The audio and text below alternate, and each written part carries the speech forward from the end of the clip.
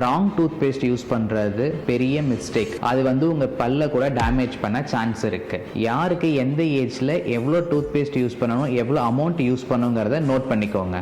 Number 1, 0 to 2 years fluoride free toothpaste use பண்ணுங்க.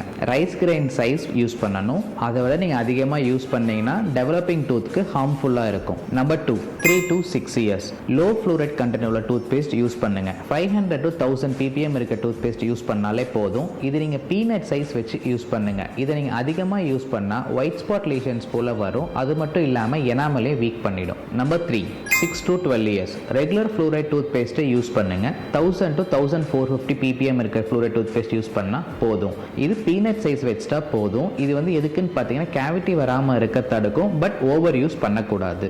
Number 4, 13 to 25 years நீங்க fluoride plus anti cavity toothpaste use பண்ணுங்க. But ஞாபகம் வச்சுக்கோங்க, அதிகமாக use பண்ண வேணாம். அப்படி பண்ணால் எனாமல் எரோஷன் ஆக சான்சஸ் இருக்கு. மற்ற ஏஜுக்கு நான் கேப்ஷனில் மென்ஷன் பண்ணியிருக்கேன், செக் பண்ணிக்கோங்க.